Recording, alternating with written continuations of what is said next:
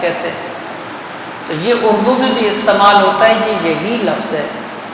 حیض اس کا معنی بھی ہے جاری ہونا، اور یہ مخصوص قسم کے دن ہوتے ہیں، مخصوص صورت میں اس میں خواتین میں خون کا جاری ہونا ہوتا ہے۔ ہر بندے پر یہ لازم ہے کہ اپنی عورتوں کو یہ احکام بتائے، کیونکہ اسی کے ذریعے سے شریعت کے احکام لاگو ہوتے ہیں۔ ماہانہ مخصوص دنوں کے اندر بار بار یہ چیز ہونا یہ حیض کہلاتا ہے۔ اس کی جو کم از کم مقدار ہے، سب سے کم مقدار، وہ ہے 3 دن۔ اگر 3 دن سے ذرا سا بھی کم ہو اسے حیض شمار نہیں کیا جاتا، اور اس کی سب سے زیادہ جو مقدار ہے وہ ہے 10 دن۔ اگر 10 دن سے ذرا سا بھی اوپر ہو جائے تو پھر بھی وہ حیض شمار نہیں ہوتا، ٹھیک ہے۔ 10 سے کم، 3 سے کم ہو تب بھی حیض نہیں ہے، 10 سے اوپر بڑھے گا تب بھی حیض شمار نہیں ہوگا۔ تو یہ درمیان والا جو ٹائم ہے نا، 3 سے لے کے 10 تک، صرف اسے حیض کہا جاتا ہے۔ اس سے زیادہ ہو یا 3 سے کم ہو اسے کہتے ہیں استحاضہ۔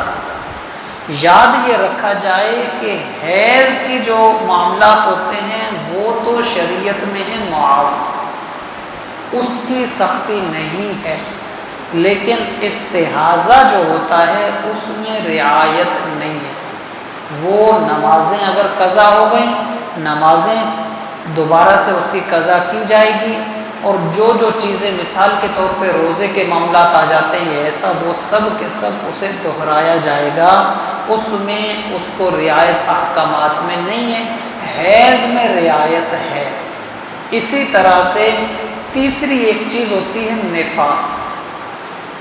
یہ مخصوص ہوتا ہے جب بچہ پیدا ہوتا ہے، اس وقت کا آنے والا خون یہ نفاس کہلاتا ہے۔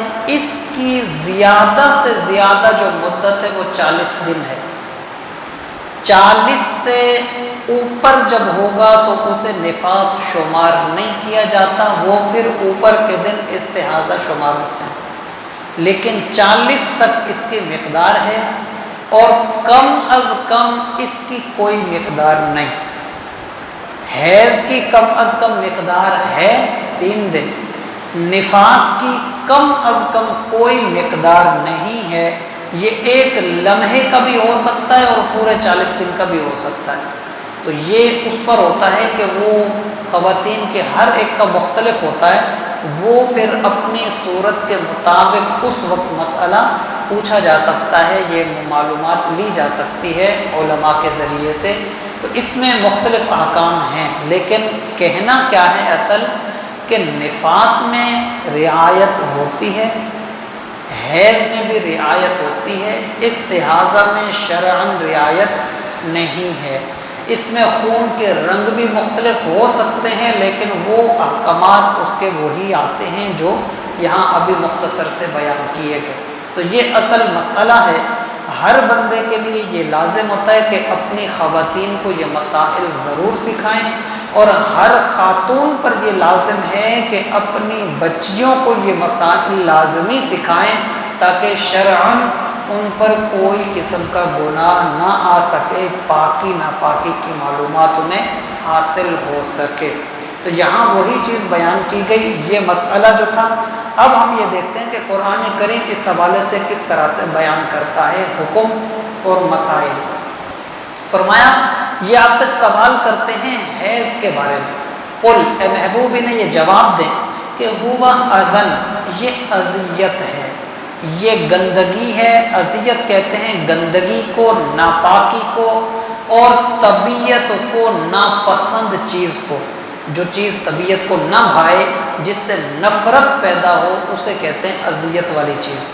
فرمایا قل ہوا اذن، اے محبوب جواب یہ دیں کہ یہ اذیت ہے، فاعتزلوا النساء، عورتوں سے دور رہیں، فی المحیض، حیض کے دنوں میں۔